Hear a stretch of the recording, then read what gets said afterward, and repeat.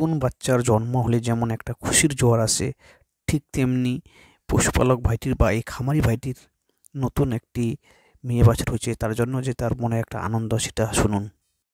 চ্যানেলটিকে সাবস্ক্রাইব ও বেল আইকনটি প্রেস করতে ভুলবেন না। কেমন লাগছে বাচ্চাটা হয়ে?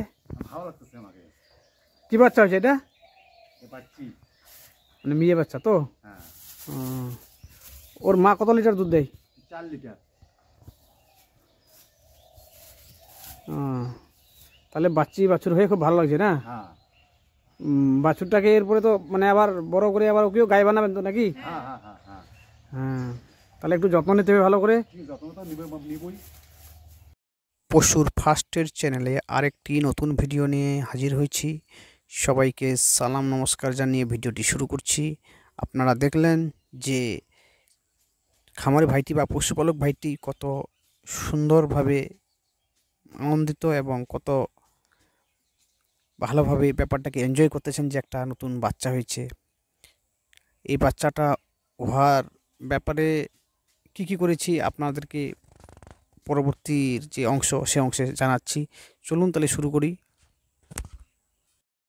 বলার কথা আছে যে যারা চ্যানেলটিকে নতুন দেখছেন বা যারা চ্যানেলটিকে এখনও সাবস্ক্রাইব করেননি, তারা অবশ্যই প্লিজ 2 হাত জোর করে অনুরোধ করতেছি, সাবস্ক্রাইব করবেন এবং যে বেল আইকনটি আছে সেটিকে প্রেস করবেন যেন সমস্ত নোটিফিকেশন পাওয়া যায়, এবং তার সাথে লাইক, কমেন্ট এবং বেশি করে শেয়ার করবেন।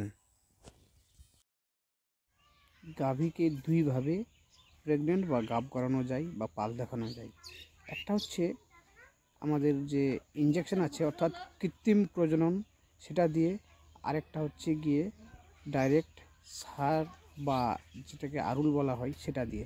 ক্ষেত্রে গাভীটির ইআই বা কৃত্রিম প্রজনন করা হয়েছিল এবং সুন্দর একটি বাছুর হয়েছে। উনি বিট বা গাব বা পাল দেখিয়েছিলেন, 4 থেকে 5 বার দেখিয়েছেন, কিন্তু কোনো সাকসেস হয়নি। পরে আমাকে জানান এবং আমি যাওয়ার পরে তার মুখে শুনি যে কখন হয়েছিল। উনি বললেন যে রাত্রি 7টায় হয়েছে, কিন্তু আমি যেহেতু সকাল 7টায় গিয়েছিলাম, অলরেডি 12 ঘন্টা। আমি বললাম যে আরও অন্ততপক্ষে 4 থেকে 5 ঘন্টা, অর্থাৎ 12 থেকে 18 ঘন্টার মিডিল যে টাইমটা, সেই টাইমে করাতে হবে। এবং উনি আমার কথাটি শুনেছিলেন এবং আমি গাব বা পাল দেখানো হয়েছে, দেখানোর পরে এই একটা বাচ্চা হয়েছে।